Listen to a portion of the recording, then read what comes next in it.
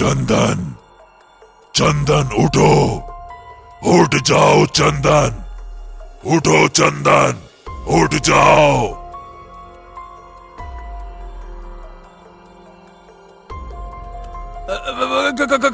कौन? अरे कौन बोल रहा है?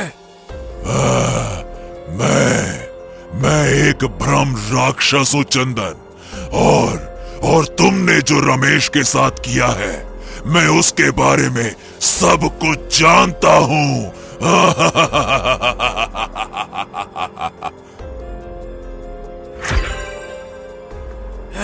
अरे अरे अरे क्या क्या क्या भ्रम राक्षस?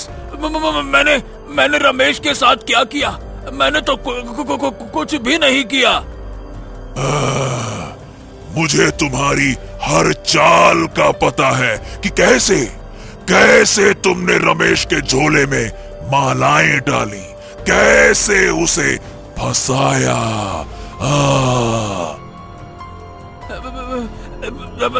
ब्रह्म राक्षस, आप यहाँ आए कैसे?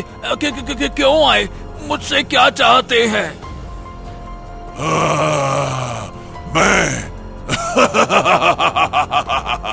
मैं तुम्हें खाने आया हूँ। तुम्हें खाकर मैं अमर हो जाऊंगा।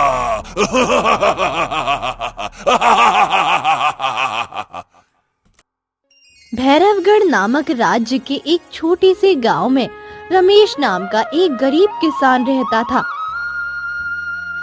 रमेश बहुत ही मेहनती और ईमानदार था। वो अपने खेतों में मेहनत से काम करके अपने परिवार का पालन पोषण करता था।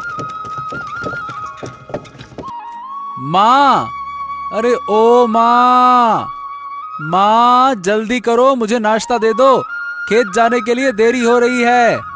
माँ। हाँ, बस ये ले तेरा नाश्ता। रमेश नाश्ता करके खेतों की तरफ चला जाता है। रमेश की ईमानदारी की वजह से गांव के लोग उसकी बहुत इज्जत करते थे। दूसरी ओर उसी गांव में चंदन नाम का एक किसान उसकी तरक्की देखकर उससे ईर्ष्या करता था।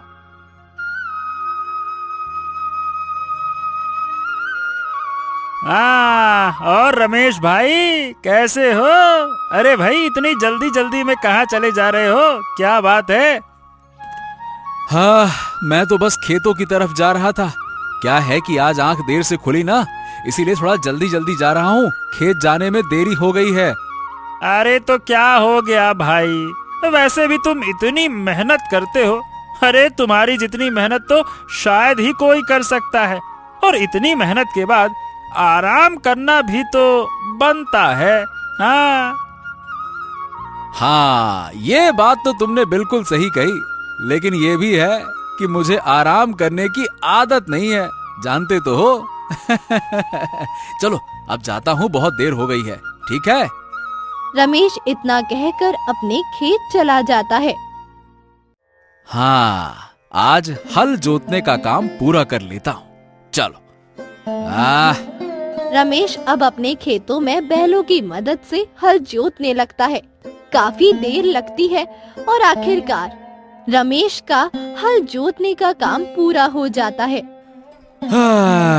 बाप रे बाप, काम तो पूरा हो गया। अब खाना खाकर थोड़ी देर आराम कर लेता हूँ। हाँ। रमेश अब पास के एक पेड़ के नीचे बैठकर खाना खाने लगता है। तभी उसे एक आवाज सुनाई देती है। कौन हूँ मैं? क्या नाम है मेरा? मैं कहाँ से आई हूँ? मैं पंछियों की शहजादी, मैं आसमान से आई हूँ। हैं? गाना? ये कौन गा रहा है? आखिरकार ये किसके गाने की आवाज आ रही है? अरे ये है कौन जो इतना सुरीला गा रहा है? आहा, गाया तो बड़ा अच्छा है। कौन है? मैं हूँ सुरीली मैना, मेरा गाना है सबसे निराला। अच्छा, तो तुम गा रही थी। वाह वाह वाह वाह वाह, सच में बहुत मधुर गीत था। आज से पहले मैंने ऐसा गीत कभी नहीं सुना। बहुत अच्छा, बहुत अच्छा। धन्यवाद, धन्यवाद। अरे वाह, मूंग की दाल। हैं? क्या तुम ये मूंग की दाल खाना चाहोगी? हैं? हाँ हाँ, जरूर। नेकी और पूछ-पूछ। अब रमेश और सुरीली मैना दोनों खाना खाने लगते हैं। चलो सुरीली मैना, अब मैं थोड़ा काम वाम कर लूं, हैं? ना कहकर रमेश फिर से खेतों के कामों में लग जाता है। खेतों के काम करते करते शाम हो जाती है। तभी सुरीली मैना रमेश से कहती है, रमेश, शाम हो गई है और कितना काम करोगे? हाँ, अरे हाँ, बस काम खत्म हो गया। अरे भाई, वैसे भी बहुत काम हो गया है। रमेश काम खत्म करके घर जाने के लिए निकलने लगता है कि तभी वहाँ पर एक भेड़िया आ जाता है।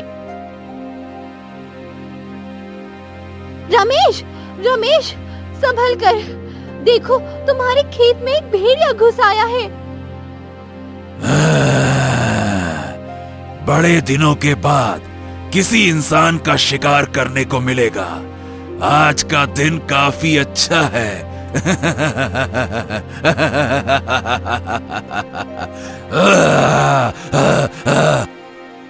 इतना कहकर भेड़िया रमेश की तरफ बढ़ने लगता है। मेरे पास मत आना, दूर हो जाओ, दूर हो जाओ, दूर जाओ।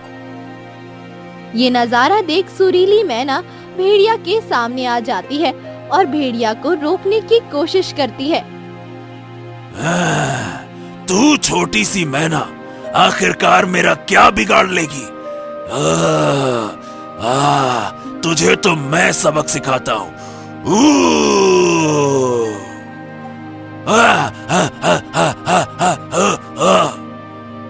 भेड़िया ये कहकर सुरीली मैना के पीछे पड़ जाता है। रमेश ये सब देखकर घबरा जाता है और जल्दी से एक बड़ा सा पत्थर भेड़िया के सर पे मार देता है।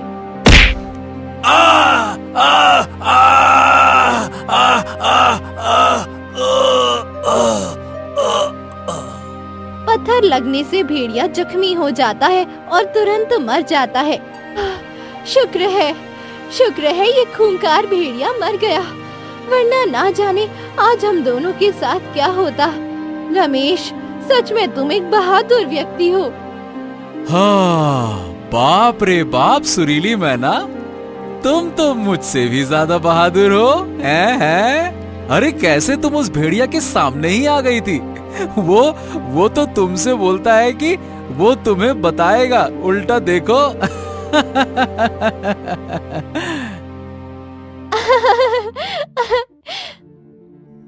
अच्छा सुरीली, चलो अब मैं चलता हूँ, अब हम कल मिलते हैं, ठीक है ना? चलो। इतना कहकर रमेश वापस अपने घर लौट जाता है।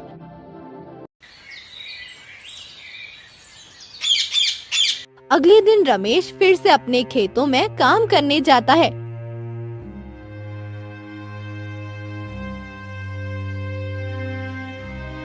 अरे ये अचानक से मौसम कैसे बदल गया? ओहो, लगता है बारिश होने वाली है। पता नहीं कैसे एकदम से बारिश का माहौल बन गया। तुम थोड़ी देर यहीं रुक जाओ, वरना भीग जाओगे। रमेश सुरीली मैना की बात मानकर उसी पेड़ के नीचे खड़ा हो जाता है। तभी तेज बारिश शुरू हो जाती है। बाप रे बाप, ये तो काफी तेज बारिश शुरू हो गई। ऐसा लग रहा है कि ओहो बाप रे, जैसे कि कोई तूफान आने वाला है। ये एकदम से क्या हो गया? तूफान का तो पता नहीं, पर मुझे इन गरजते बादलों से बहुत डर लग रहा है। अरे डरो मत मैना, ये तो बस बादलों की गरज है और कुछ नहीं, चिंता मत करो। हाँ, अब सुरीली मैना और रमेश बारिश रुकने का इंतजार करते हैं। कई घंटों बाद बारिश रुकती है। हाँ, लो आखिरकार रुक गई बारिश। अब तो तुम्हें डर नहीं लग रहा है ना? नहीं, अब मुझे डर नहीं लग रहा है। हाँ, अच्छी बात है। चलो अब मैं चलता हूँ, माँ मेरा इंतजार कर रही होगी, ठीक है ना? इतना कहकर रमेश घर की ओर चला जाता है।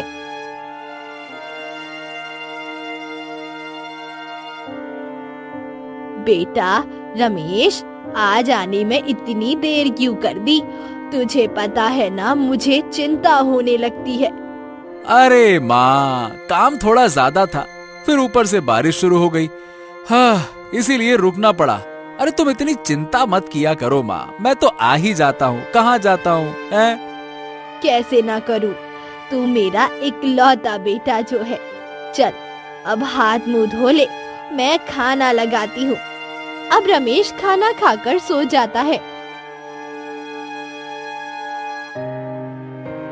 कई महीने गुजरते हैं और रमेश के खेतों में फसल आ जाती है। माँ, मैं खेत में काम करने जा रहा हूँ, ठीक है? ठीक है, ध्यान से जाना और जल्दी आना। ठीक है माँ। अब रमेश खुशी खुशी अपने खेत चला जाता है।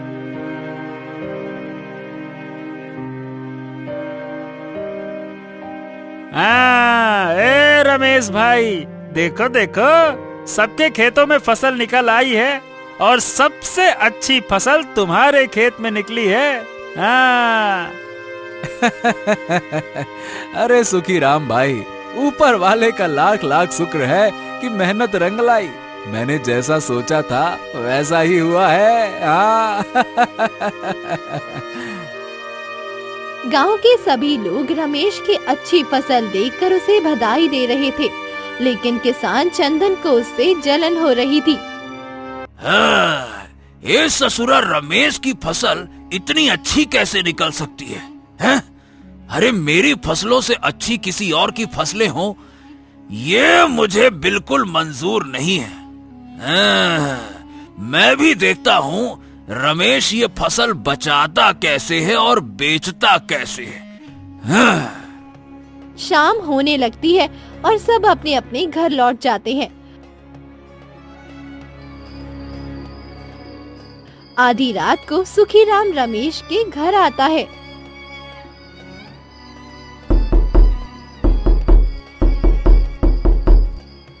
रमेश, अरे ओ रमेश भाई, रमेश, अरे रमेश भाई, अरे रमेश, अरे रमेश भाई, रमेश भाई सुनो, रमेश भाई, रमेश। हाँ, अरे क्या हो गया सुखीराम, इतनी रात को तुम यहाँ? सब कुछ ठीक तो है ना? अरे रमेश भाई, अरे तुम्हारे खेत में आग लग गई है, जल्दी चलो वरना सब कुछ खत्म हो जाएगा, जल्दी चलो। क्या? आग? अरे नहीं नहीं नहीं नहीं नहीं, ऐसा नहीं हो सकता। अरे चलो चलो चलो चलो, जल्दी चलो। रमेश दौड़ता हुआ खेत जाता है। रमेश के हाथों से अब सब कुछ निकल चुका था। सारी फसल अब जलकर राख हो गई थी। हे भगवान, ये क्या हो गया? अरे आग कैसे लग गई? अरे कोई आग बुझाने में मेरी मदद करो, अरे जल्दी से आग बुझाने में मेरी मदद करो। ये क्या हो गया? अरे ये क्या हो गया? रमेश भाई, देखो देखो, तुम्हारे साथ हुआ तो बहुत बुरा है, पर तुम इस तरह से हिम्मत मत हारो। ऊपर वाला जब दुख देता है तो उसका निवारण भी देता है। इतना दुखी मत हो। अरे सुखीराम भाई, मैं तो इतना खुश था कि इस बार ज्यादा मुनाफा कमाऊंगा, पर देखो तो सही मेरे साथ क्या हो गया।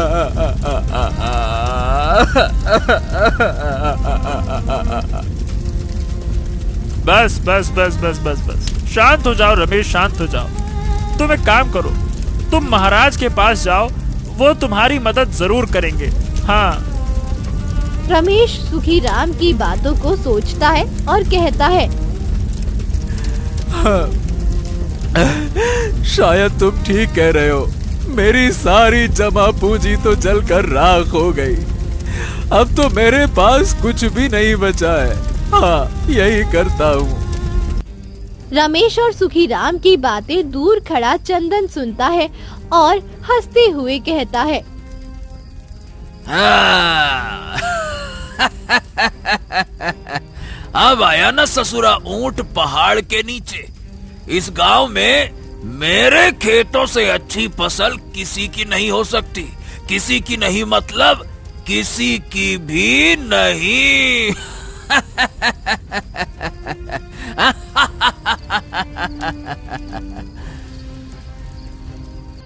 अब रमेश रोता हुआ घर वापस आता है।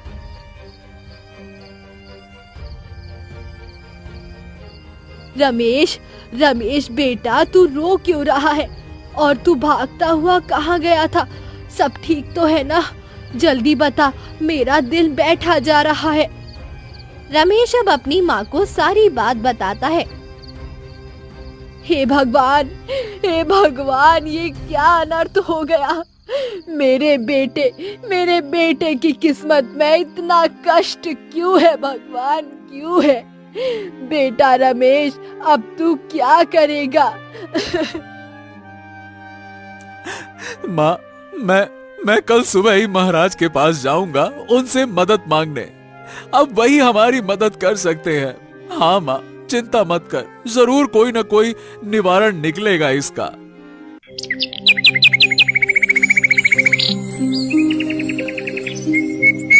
अगली सुबह रमेश राजा प्रताप नारायण से मिलने उनके महल जाता है।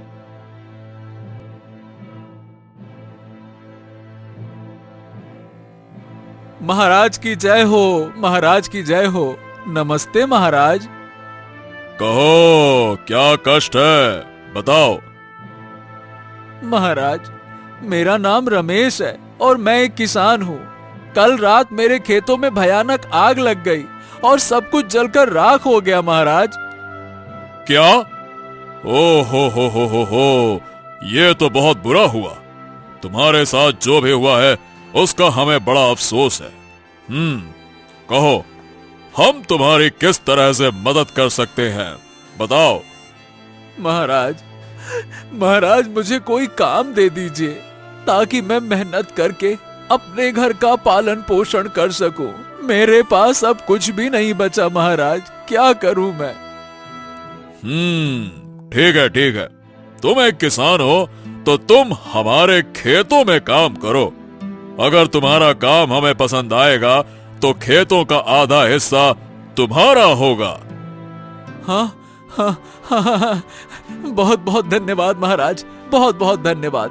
मैं दिल लगाकर मेहनत करूंगा। आपको शिकायत का कोई मौका नहीं दूंगा महाराज। हाँ। मंत्री जी, रमेश को हमारे खेत दिखाए जाएं।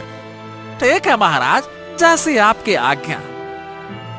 अब रमेश दिल लगाकर खूब मेहनत के साथ राजा के खेतों में काम करने लगता है।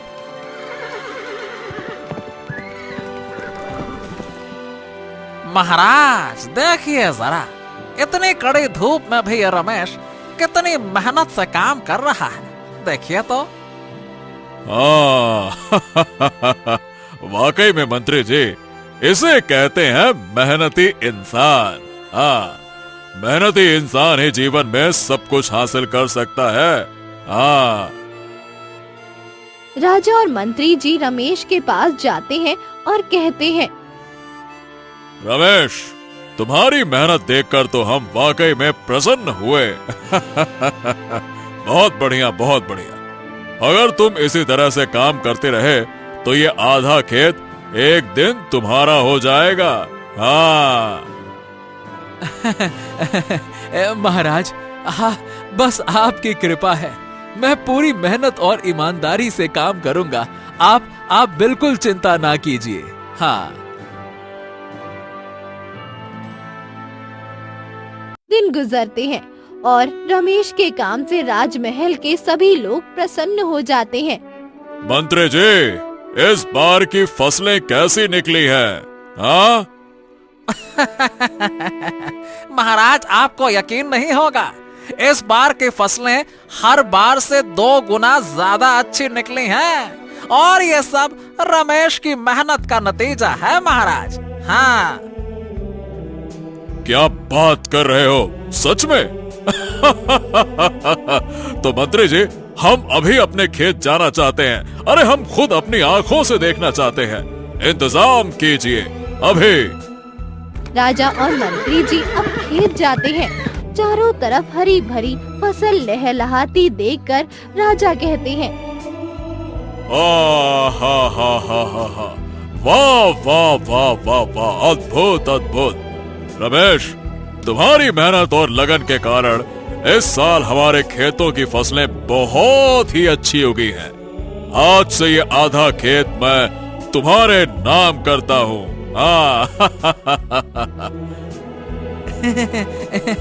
महाराज, महाराज आपका बहुत बहुत धन्यवाद। आप बहुत महान और दयालु राजा हैं। महाराज आपकी जय हो, आपकी जय हो। आपने मुझे इनाम में आधा खेत दे दिया। भगवान आपका भला करे। महाराज की जय हो, महाराज की जय हो। अरे बस बस बस बस रमेश, ये तुम्हारी मेहनत और तुम्हारे लगन का इनाम है। ठीक है, खुश रहो। रमेश राजा से इनाम में मिले खेतों की खबर सुनाने अपनी माँ के पास जाता है। अरे माँ, अरे माँ जल्दी से बाहर आओ। माँ, क्या हुआ रमेश बेटा, क्या बात है? रमेश अपनी माँ को सारी बात बताता है। भगवान का लाख लाख शुक्र है। मैं जानती थी तेरी मेहनत एक ना एक दिन जरूर रंग लाएगी। देख, ऊपर वाले ने तेरा एक खेत बर्बाद तो कर दिया और बदले में तुझे कितने सारे खेत दे दिए। हाँ माँ, तुम ठीक कह रही हो। रमेश की सफलता की कहानी पूरे गांव में फैल जाती है। ये बात सुनकर चंदन मन ही मन आग बबूला होता है। अरे अरे अरे अरे, ये सब क्या हो रहा है? इस ससुरे रमेश की किस्मत इतनी जल्दी कैसे कैसे चमक सकती है? मुझे तो कुछ करना ही होगा और इस बार तो कुछ धमाका ही करूंगा।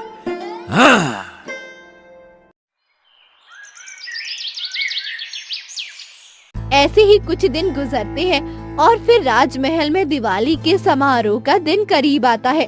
दिवाली समारोह में राज्य के सभी लोग आमंत्रित होते हैं। माँ, कल राजमहल में दिवाली समारोह का आयोजन किया जा रहा है। हम सब गांव वालों को भी आमंत्रित किया गया है। तुम भी कल मेरे साथ चलना वहाँ। हाँ माँ। ठीक है रमेश, वैसे भी मैं कभी राजमहल नहीं गई। इसी बहाने मैं राजमहल देख भी लूंगी।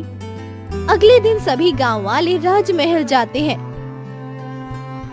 रमेश, देख कितनी सजावट है, कितने अच्छे अच्छे पकवान हैं। हाँ माँ, देखो तो सही, राजमहल की शान ही अलग है। हाँ, तो आप सभी लोगों से कहना चाहूंगा कि आप सभी को दिवाली की हार्दिक शुभकामनाएं। और मैं आशा करता हूँ कि आप सबको आज का ये समारोह पसंद आया होगा। हमेशा हमारी यही कोशिश रहती है कि हमारी प्रजा और हमारे बीच कोई भेदभाव ना हो। बहुत बढ़िया, और आप लोगों को दिवाली की बहुत बहुत शुभकामनाएं। दिवाली मनाइए। महाराज की जय हो, महाराज की जय हो, महाराज की जय हो, जय हो, जय हो, जय हो, जय हो। देखा माँ, महाराज कितने दयालु हैं, अपनी प्रजा का कितना ख्याल रखते हैं। देखा ना माँ? हाँ रमेश, तू ठीक कह रहा है। ऊपर वाला इनका भला करे। समारोह के बीच चंदन महल के अंदर जाता है और महल में चोरी करके चोरी का सामान चुपके से रमेश के झोले में डाल देता है। चंदन की इस चालबाजी में रमेश एकदम अनजान था। रमेश ये जानता भी नहीं था कि अब उसके साथ क्या होने वाला है।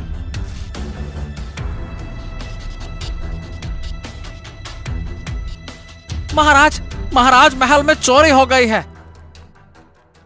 क्या बात कर रहे हैं मंत्री जी? भला महल के अंदर कौन चोरी कर सकता है? हाँ, मंत्री जी, आप यहाँ आए सभी लोगों की तलाशी लीजिए। हाँ।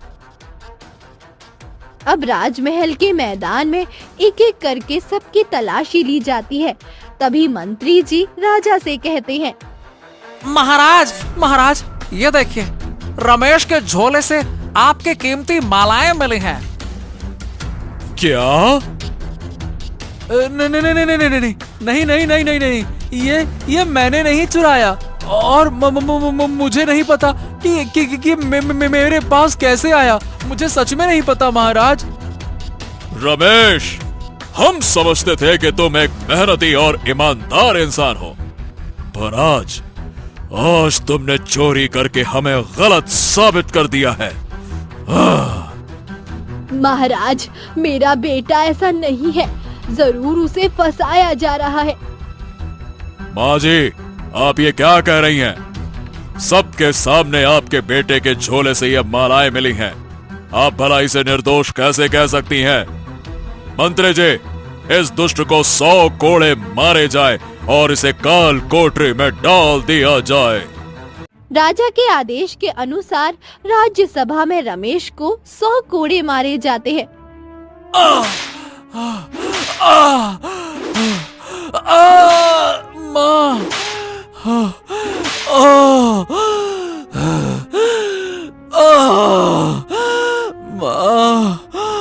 माँ, नहीं नहीं, मेरे बेटे को मत मारो, मत मारो मेरे बेटे को, वो चोरी नहीं कर सकता।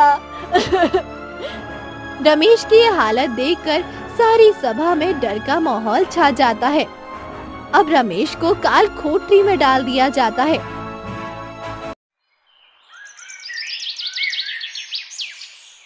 कुछ दिन गुजरते हैं और शांति देवी इधर उधर मदद के लिए भटकती है, पर उसकी मदद कोई नहीं करता। हे ऊपर वाले, ये कैसा अन्याय है?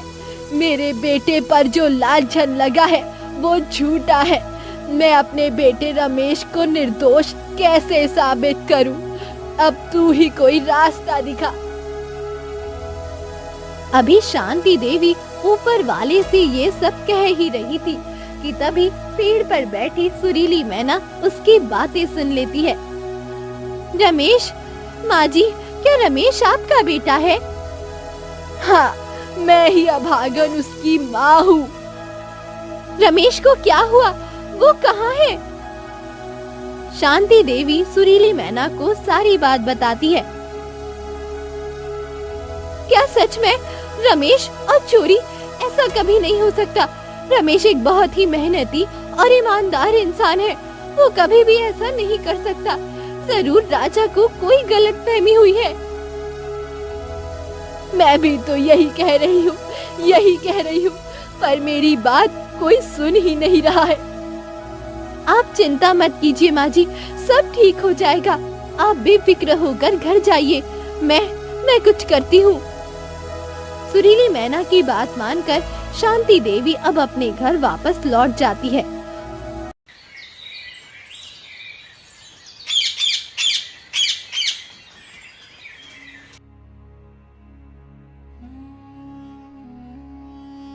अगले दिन उसी पेड़ के नीचे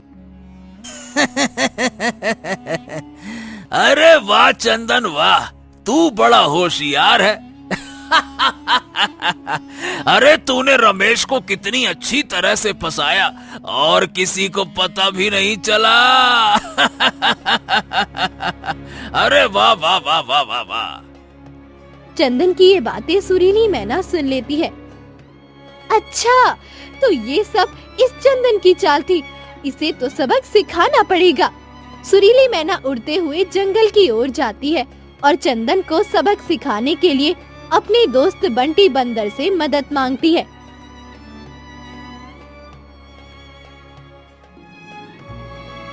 बंटी, इस काम में क्या तुम मेरी मदद करोगे? हाँ जरूर। अरे दोस्त दोस्त के काम ना आए तो क्या फायदा है इसी दोस्ती का। हम दोनों मिलकर उसे अच्छा सबक सिखाएंगे। हाँ। अब रात होती है और चंदन अपने खेतों में सो रहा होता है। तभी उसे एक डरावनी आवाज सुनाई देती है। चंदन, चंदन उठो, उठ जाओ चंदन, उठो चंदन, उठ जाओ। कौन? अरे कौन बोल रहा है? मैं एक ब्रह्म राक्षस हूँ चंदन, और तुमने जो रमेश के साथ किया है, मैं उसके बारे में सब कुछ जानता हूँ।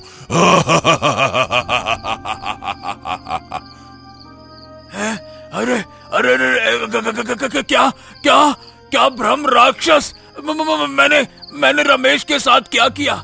मैंने तो कुछ भी नहीं किया। मुझे तुम्हारी हर चाल का पता है कि कैसे तुमने रमेश के झोले में मालाएं डाली, कैसे उसे फंसाया। ब्रह्म राक्षस, आप यहाँ आए कैसे? क्यों आए? मुझसे क्या चाहते हैं?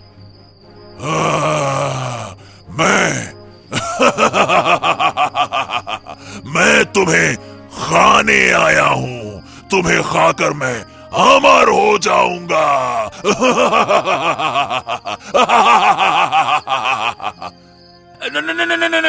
नहीं, मुझे मत खाइएगा। देखिए आप जो बोलेंगे मैं वो करूंगा। बस मुझे जाने दीजिए, मुझे मत खाइएगा, मुझे मत खाइएगा। तो बताओ तुमने रमेश के साथ क्या क्या किया है? बताओ। चंदन अब सारी बात अपने मुंह से बताता है। हाँ, ये हुई ना बात। झूठ कितना भी बड़ा क्यों ना हो, एक ना एक दिन बाहर आ ही जाता है। देखो भैया, इस चंदन ने ही रमेश को फंसाया है। हाँ। आसपास के सभी लोग चंदन की सारी बातें सुन लेते हैं।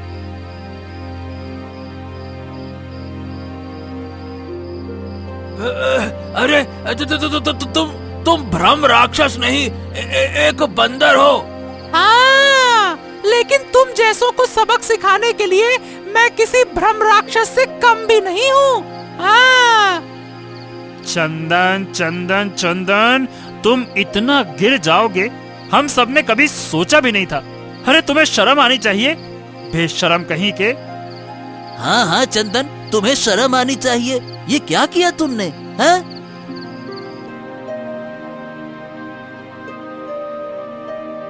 अगली सुबह राज्यसभा में पूरा गांव इकट्ठा होता है और चंदन का सच राजा को बताया जाता है। हाँ, आप सब लोग ये क्या कह रहे हैं?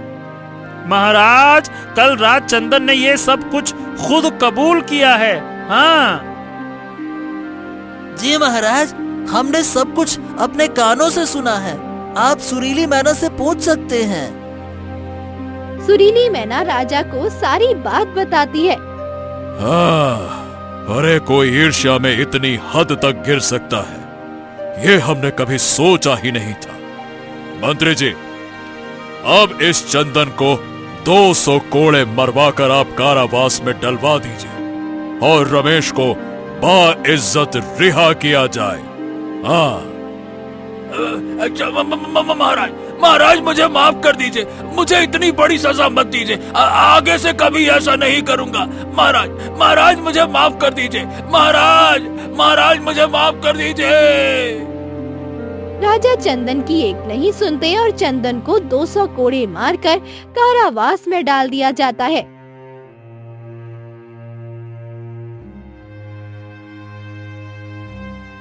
मुझे क्षमा कर दो रमेश।